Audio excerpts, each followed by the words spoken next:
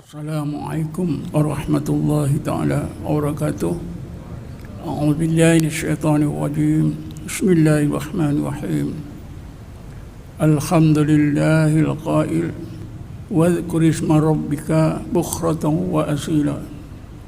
Asyhadu an la ilaha illallah wahdahu la syarika lah wa asyhadu anna Muhammadan abduhu wa rasuluh. Allahumma shalli ala sayyidina Muhammadin abdika wa rasulika nabiyil ummi wa ala alihi wa sahbihi wa barik wa sallim. Allahumma nawwir qulubana binuri hidayatika kama nawwartal arda binuri syamsika abadan abada birahmatika ya arhamar rahimin. Tuan-tuan dan puan-puan yang dirahmati Allah sekalian, insyaallah kuliah kita pada malam ini saya akan sebutkan satu hikmah daripada kitab Hikam yang ringkas tapi sangat penting. Ibn Athaillah menyebutkan irhal minal aqwan ilal muqawwin wa inna ila rabbika muntaha. Tinggalkanlah seluruh makhluk, terus saja tuju kepada pencipta makhluk, yaitu Allah. Kerana akhir perjalanan kamu ialah Tuhan kamu Allah. Ibn Athaillah mengajar kita dalam usaha kita mentaati Allah, teruslah tuju kepada Allah. Jangan tuju kepada yang lain daripada Allah, nanti tak sampai. Jadi kalau kita tuju terus kepada Allah, kita akan cepat sampai. Dan dalam Quran ada banyak disebutkan, antaranya apa yang Allah firmankan dalam surah An-Najm, wa anna ila rabbika muntaha. Sesungguhnya akhir perjalanan kamu ialah kepada Tuhan kamu Allah. Jadi di antara kita terus tuju Allah, tinggalkan seluruh yang lain daripada Allah, ialah ketika kita beramal dengan zikrullah. Zikrullah ni banyak lafaznya. Antaranya la ilaha illallah, subhanallah, alhamdulillah, Allahu akbar, dan banyak lagi kaedah-kaedah zikrullah. Tapi di antara banyak-banyak zikrullah itu yang terus kepada Allah ialah menyebut namanya, yaitu Ismul Zatil Aliyah, Allah. Di dalam surah Taha Allah berfirman, Bismillahirrahmanirrahim, innani ana Allah. Sesungguhnya aku ini Allah. Ini berarti Allah itu menamakan dirinya itu dengan Allah. Innani ana Allah, la ilaha illa ana, fa'budni wa aqimis shalah li dzikri. Tidak ada Tuhan kecuali aku, maka sembahlah aku, dirikanlah sembahyang untuk ingat aku, ingat Allah. Dan Allah SWT di dalam Quran pun perintahkan kita supaya sebut namanya dalam banyak ayat. Antaranya ialah ayat yang telah saya bacakan tadi. Bismillahirrahmanirrahim. Wadhkur isma rabbika bukratan wa asila. Sebut dan ingatlah nama Tuhan kamu Allah sepanjang siang dan malam. Kita diperintah supaya kita menyebut Allah, Allah, Allah, Allah, Allah, tak putus-putus. Nabi kita Muhammad SAW sepanjang 24 jam siang dan malam hatinya terus menyebut Allah, Allah, Allah. Karena baginda sallallahu alaihi wasallam bersabda, inna ainaya tanamani wala yanamu qalbi. Kedua-dua mataku menidurkan aku seperti kamu tidur, akan tetapi hatiku tak tidur. Karena ketika tidur hati Rasulullah tetap menyebut Allah, Allah, Allah, Allah. Jadi tuan-tuan dan puan-puan sekalian, Rasulullah juga ada menyebutkan antara kelebihan antara hikmah bila kita berzikir dengan menyebut Allah, Allah, Allah. Baginda sallallahu alaihi wasallam bersabda, Bismillah alladzi la yadurru ma'asmihi syai'un fil ardi wala fis sama' wa huwas samiul alim. Hadis ini Rasulullah menjelaskan antara hikmah kebaikan orang yang berzikir dengan ismu zat Allah, Allah ialah apabila zikir orang tersebut benar-benar sampai ke tingkat ma'a ismillah beserta dengan nama Allah, maka kata Rasulullah, apa juga makhluk di langit maupun di bumi yang mau menyerang kita, mau membinasakan kita, tidak akan dapat berbuat apa-apa. Kita akan diselamatkan oleh Allah. La yadurru ma'a ismi syai'un fil ardi wala fis sama'. Dan kita dalam hidup ni sentiasa diancam berbagai musuh yang kita nampak, yang kita tak nampak. Jadi antara senjata yang boleh kita gunakan untuk perisai pelindung hidup kita zahir dan batin ialah dengan berzikir menyebut Allah, Allah, Allah, Allah, yang mana Rasulullah kata bila zikir kita itu sampai ke peringkat ma'a ismillah, kita terasa nama Allah itu beserta dengan kita, maka apa saja makhluk di langit di bumi yang kita nampak, yang tak nampak, bila mengancam keselamatan kita, tak akan dapat berbuat mukian. Allah selamatkan. Sekarang ini kita diancam oleh penyakit COVID. Siapa yang betul-betul berzikir Allah, Allah, Allah sampai ke peringkat ma'a ismillah, insya-Allah itulah vaksin nombor 1 yang Rasulullah sebut. Tapi kita lupa. Tapi bukanlah berarti kita tak payah ambil vaksin. Ambillah juga vaksin. Ini vaksin kerohanian yang kita tak nampak. Yang menjamin siapa? Rasulullah. Vaksin betul kita guna. Vaksin ni yang Rasulullah buat, kita gunakan dah. Tuan-tuan dan puan-puan sekalian, dengan sendirinya zikir ismu zat Allah, Allah itu disyariatkan di dalam Islam. Nabi sendiri buat, ya. Quran sendiri dalam banyak ayat menyebutkan, ya. Tak perlulah saya nak sebut semua dalil-dalil ni, ya. Tetapi tuan-tuan, pada abad ke-8 atau akhir abad ke-7 Hijrah, lahir seorang tokoh, ya, ulama Islam yang bernama Ibnu Taimiyah. Beliau wafat tahun 728 Hijrah. Ini ulama besar, ilmunya hebat, ya. Tetapi pandangan agamanya ada yang menyalahi pandangan agama ulama pada masa itu. Antaranya ialah zikir ismu zat Allah, Allah itu tak boleh, tak ada faedah.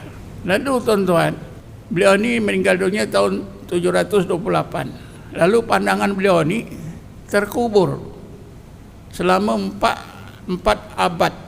Abad ke-8 berlalu, abad ke-9 berlalu, abad ke-10 berlalu, abad ke-11 berlalu. 400 tahun pandangan beliau yang mengharamkan zikir ismu zat Allah, Allah, tak ada siapa ambil tahu.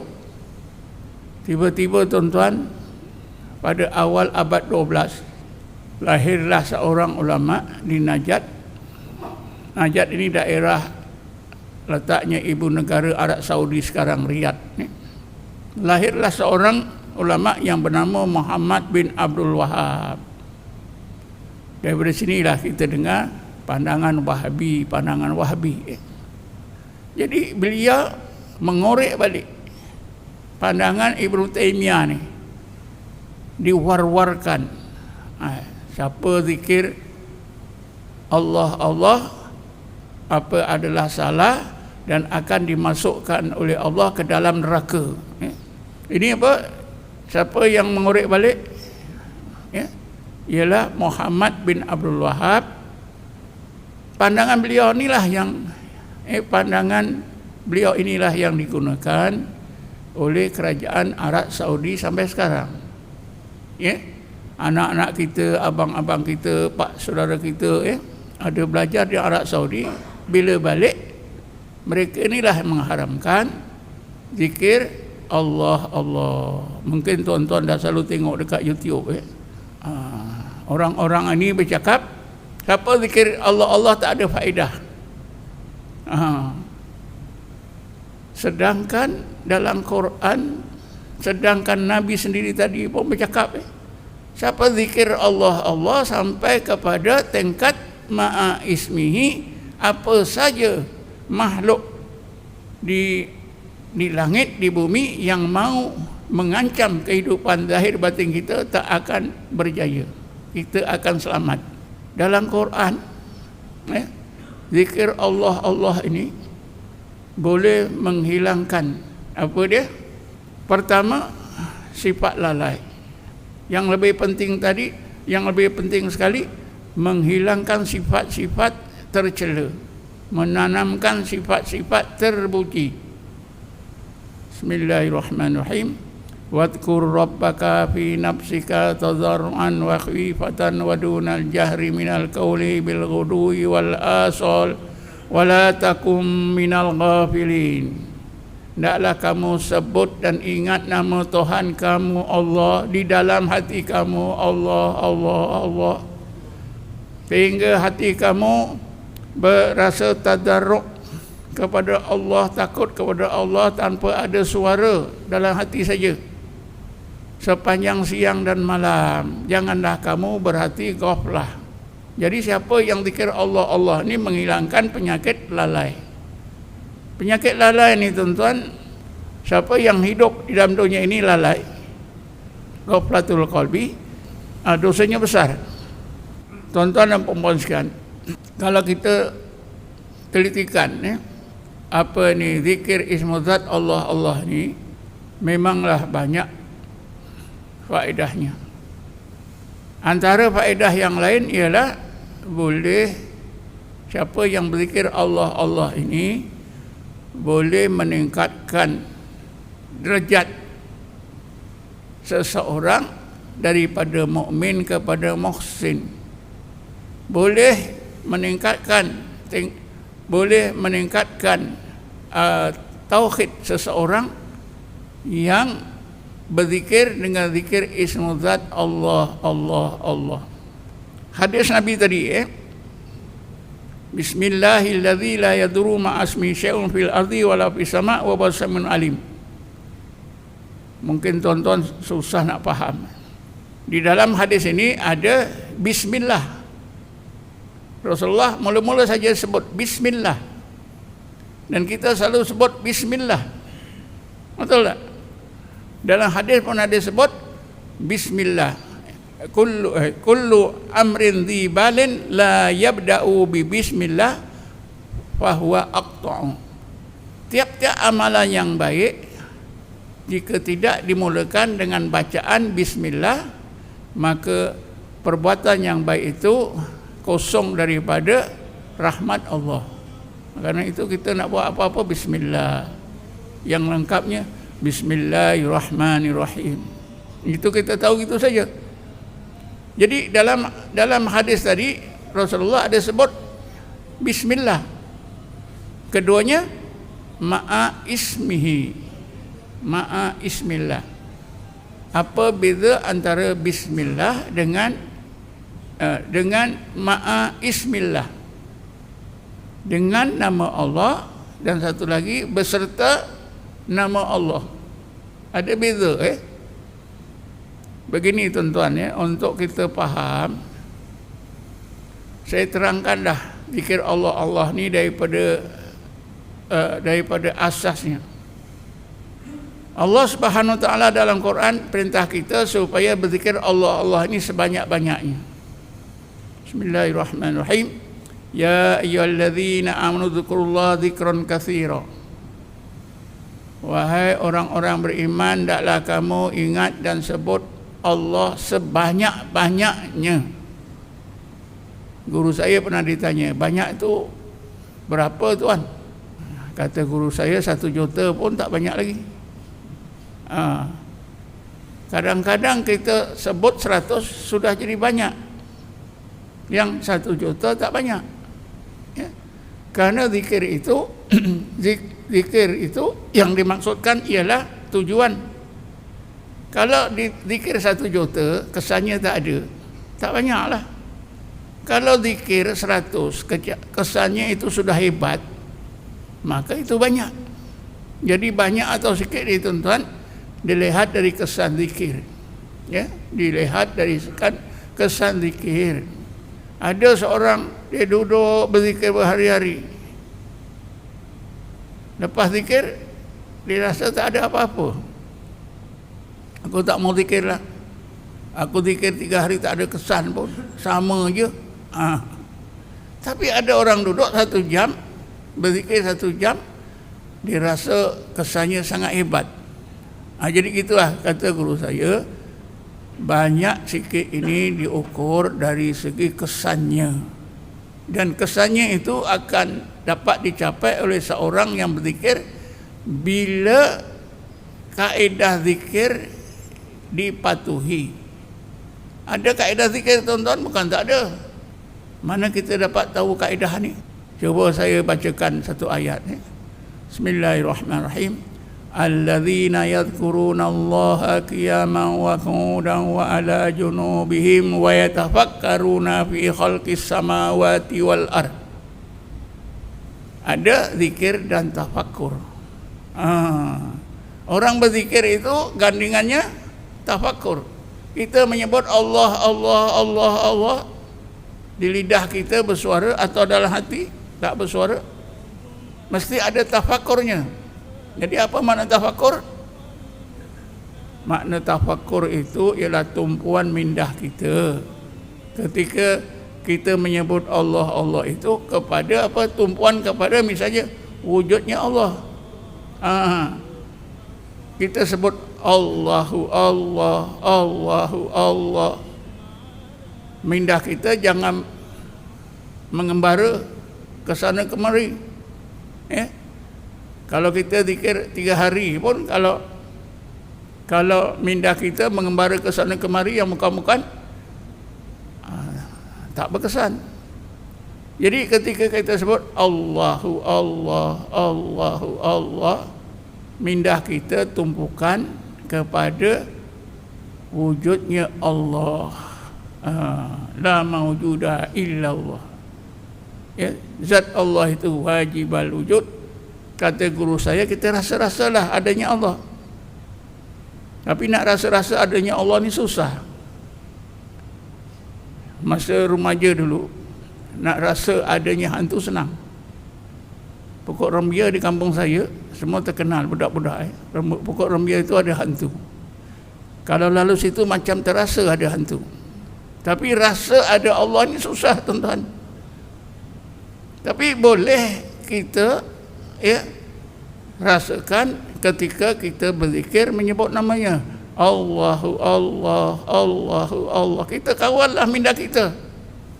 Kita rasa-rasa Allah ada. Ya. Kan kita dah belajar apa dalil akli wujudnya Allah. Dalil akli wujudnya Allah ialah wujudnya alam ini. Kita rasa semua ada, Allah ada.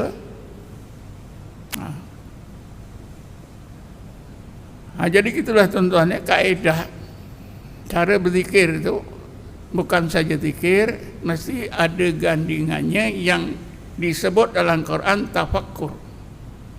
Tafakkur itu ialah tumpuan mindah kita kepada apa-apa sifat Allah, terutamanya wujudnya. Kalau namanya kita sebut Allah, Allah, wujudnya kita rasa, tentulah kesannya cepat. Itulah yang dinamakan zikir dengan khusyuk. Jadi tuan-tuan, mari kita pahami maksud Nabi tadi. Di dalam hadis tadi ada bismillah, ada ma'a ismillah. Dimulai dengan menyebut Allah, Allah, Allah sebanyak-banyaknya. Allah, Allah, Allah, Allah. Tak apa. Pada permulaan orang belajar zikir tak apa, bilanglah.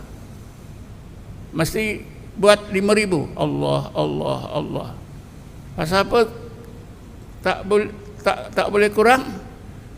Nanti awak malas. Jadi seorang murid yang baru berzikir diajar mesti 5,000. Jadi dikira Allah, Allah baru 1,000. Dia rasa ada kewajipan lagi, ada 4,000 lagi.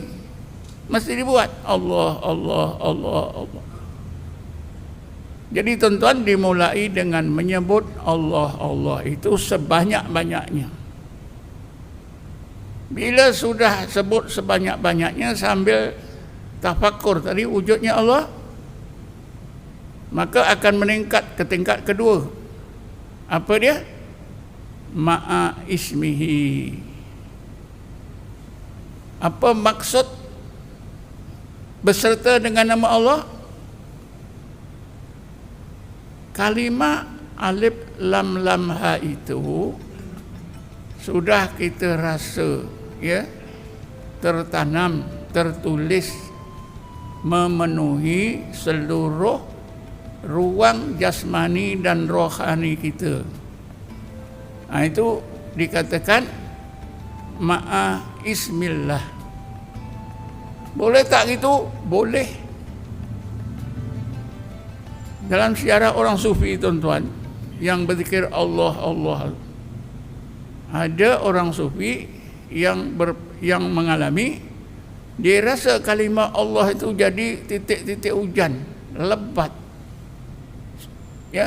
menyirami seluruh alam ni. Dia rasa semua kena kalimah Allah. Apatah lagi pada diri dia, zahir dan batin dia.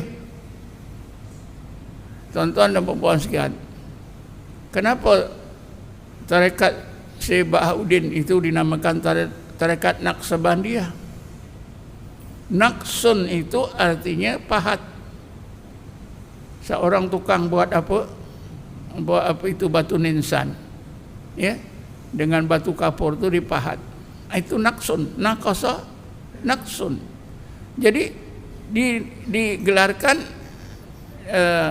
tarekat Naqsabandiyah karena dalam tarekat ini bila seorang berzikir Allah, Allah, Allah sebanyak-banyaknya, maka sampailah ke peringkat ma'a ismillah. Nama Allah itu terasa, tertulis, terpahat di seluruh ruang jasmani dan rohani.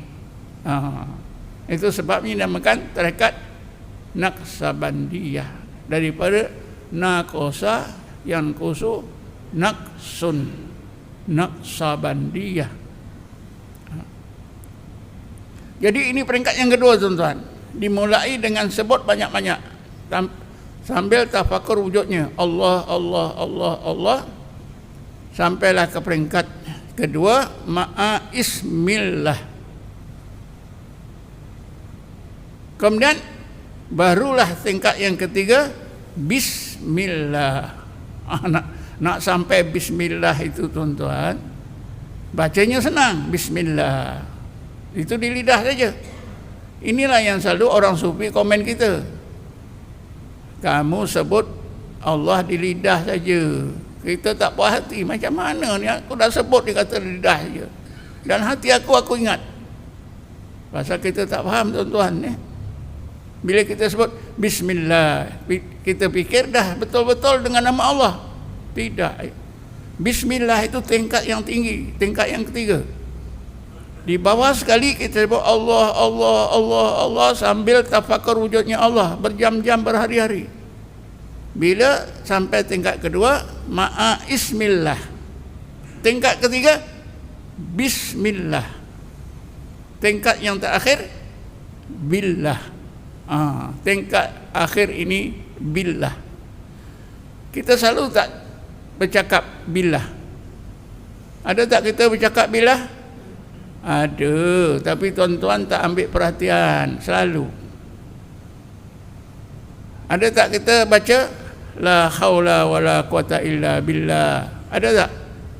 La haula wala quwata illa billah. Billah ni tuan-tuan tingkat tertinggi. Orang yang tauhidnya betul, bersih, menjadi seorang muwahhid, orang yang benar-benar mengesahkan Allah. Jadi tuan-tuan, jadi ada 4 peringkat. Zikir Allah ni dimulai dengan menyebut sebanyak-banyaknya di bawah sekali.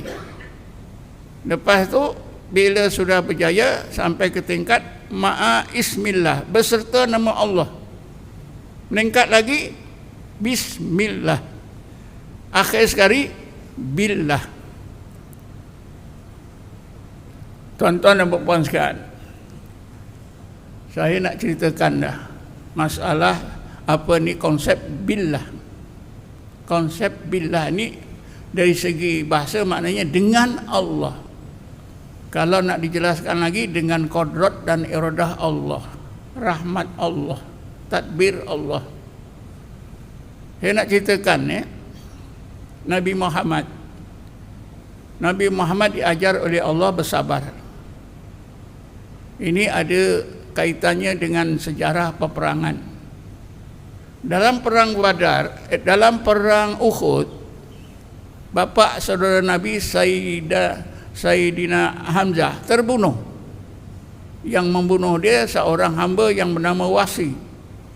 Kerana Wasi ini ditugaskan oleh tuan dia, kalau engkau boleh bunuh Sayyidina Hamzah, aku merdekakan kau. Jadi dalam perang Uhud, Sayyidina Hamzah dibunuh oleh Wasi, dah dibunuh. Apa itu mayatnya itu macam dicincang-cincang lah. Ya. Bila tamat perang, orang Islam tengok mayat Sayyidina Hamzah ni memang tak sampai hati. Rasulullah sendiri pun rasa satu macam. Jadi orang-orang Islam tuan-tuan bercakap-cakaplah, tak apa, nanti kalau berlaku perang lagi sekali, kami dapat bunuh kamu, kami akan buat yang lebih hebat lagi daripada ini. Maka turunlah ayat Quran tuan-tuan yang menegur cita-cita orang Islam nak buat apa, nak balas tindakan yang lebih hebat lagi. Turunlah ayat Quran. Bismillahirrahmanirrahim. Fa in aqabtum fa'aqibu bi misli ma uqibtum bihi wa la in sabartum lahuwa khairul lisabirin. Sekiranya kamu nak menyiksa musuh kamu, buatlah sekadar apa yang musuh kamu lakukan, jangan lebih-lebih. Tetapi kalau kamu bersabar, itu adalah yang terbaik bagi orang yang sabar. Lalu Allah tegur juga Rasulullah dengan firman-Nya, fasbir, ya Muhammad, engkau kena sabar terus. Wa ma sabruka illa billah, ya Muhammad, engkau tak boleh sabar kecuali billah. Ikut rasa-rasa Nabi macam tak boleh sabar. Lalu Allah bagi tahu, memang betul kesabaranmu itu akan berlaku billah. Billah dengan Allah, dengan rahmat Allah, dengan pertolongan Allah, dengan hidayat Allah. Itu billah. Jadi billah ni tuan-tuan satu tingkat yang tinggi. Begini kalau saya nak terangkan lagi supaya tuan-tuan dapat faham billah ni. Di dalam akidah Ahli Sunnah wal Jamaah ada menghubungkan 3 perkara. Sebab pertama, musabbab kedua, ketiga musabbibal asbab. Obat misalnya Panadol itu sebab. Bila dimakan penyakit sembuh. Sembuhnya penyakit itu musabbab. Ada sebab maka timbullah musabbab. Tetapi di atas sebab musabbab itu ialah musabbibal asbab, qadrat dan iradah Allah Subhanahu wa taala. Ya. Billah itu tuan-tuan tidak memandang lagi sebab musabab, terus kepada musabbibal asbab.